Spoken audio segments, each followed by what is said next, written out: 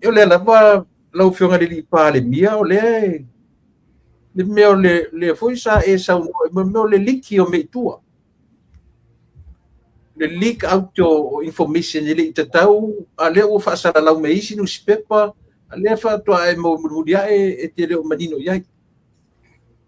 Ele foi lá o ilunga o tusi o newspaper e ele fitfilia o le fionga ia o le to fai a apuru e fai male foi e sui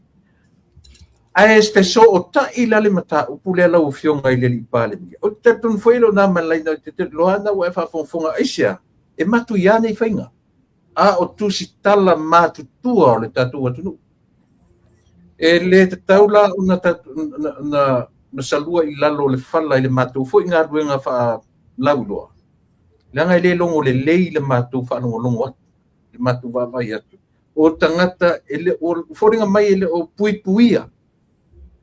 e senior members o tusi tala i longa o tatu atu. Ale lavo atu la i mei tūlanga le mātango fie le ai le lalangi. Ia, pio le mga mumona la ofsili. Ia pe te langa le welunga ia le tofia ia o le tofia apuru landsport ia i le tulanga le man falon ia nei ia me o fa mtalanga mama i tua ia epa ma tupai ia o se fa fitau di wolevan tup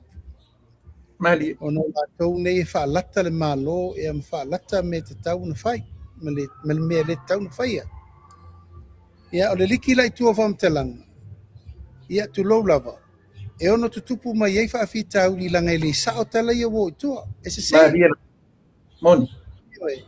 o le fa o mai te watu o le o fa pe wa tofi fa alo ia le tofa ia apuru tu langa le e se se ko le tala ia o le fa solo tangata e tu i lunga le fa mo le va e su ia le fio ngai ana nai le o fa ma vai ia le fa o te fa tala se se ia ai wi olea ola tau mo fai pele a wala madu pui ai ia information le tunu mal fa mo ia woni to se me tu lai mai ia ma fa sa o tala ina ia woni fe mo wai ia pele mo tonu le tunu